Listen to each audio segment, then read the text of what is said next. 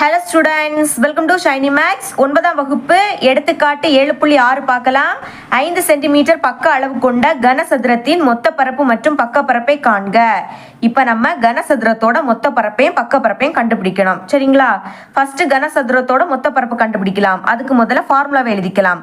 கனசதுரத்தின் மொத்த பரப்பு is equal to 6a² சதுர அலகு. இப்போ கனசதுரத்துக்கு மொத்தமா 6 பக்கம் உண்டு.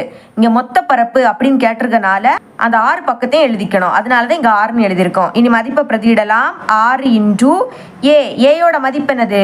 5 சென்டிமீட்டர். அதாவது பக்க அளவு தான். கனசதுரத்தை பொறுத்த வரைக்கும் எல்லா பக்கமும் சமமா இருக்கும். அதனால ஒரே ஒரு பக்க அளவு தான் கொடுத்துருப்பாங்க. அதை ஏன்னு எடுத்துருங்க. ஓகேங்களா? இப்ப ஏக்கு பதில் 5ன்னு எழுதிக்கலாம். இங்க அடுக்குல 2 இருக்கிறதுனால நம்மளும் 2ன்னு எழுதிக்கணும். ஓகே, இனிமே 6 இன்டூ 5 ஸ்கொயரோட மதிப்பு 25. அடுக்குல 2 இருக்கிறதுனால 5 2 வாட்டி பெருக்கணும். அப்ப 5 25. ஓகே, இனிமே 2 பெருக்கலாமா? ஃபர்ஸ்ட் 6 5 30. அப்ப 0 பாக்கி 3. இனி 6 2 12. 12 கூட 3 கூட்டினா 15.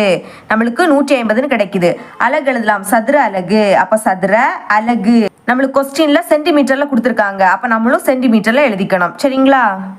இதுதான் இதோட ஆன்சர். அதை அப்படியே தனியாக எடுத்து எழுதிக்கிட்டேன். கனசதுரத்தின் மொத்த பரப்பு இஸ் ஈக்குவல் டு 150 சதுர சென்டிமீட்டர்.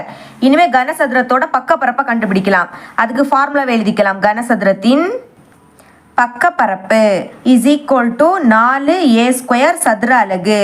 பக்க பரப்பு அப்படின்னா என்னன்னா மேல் பகுதியையும் கீழ்ப்பகுதியையும் தள்ளி பாக்கி 4 பக்கங்கள் இருக்கும். அதனாலதான் 4ன்னு எழுதியிருக்கோம். இப்ப மதிப்பை பிரதியிடலாம். 4 இன்டூ ஏயோட மதிப்பு 5. அடுக்குல 2 இருக்கிறதுனால 2ன்னு எழுதிக்கலாம். இனி 4 இன்டூ 5 ஸ்கொயரோட மதிப்பு 25. பெருக்கிடலாமா? 4 5 20. அப்ப 0 பாக்கி 2. இனி 4 2 8. 8 கூட 2 கூட்டினா 10.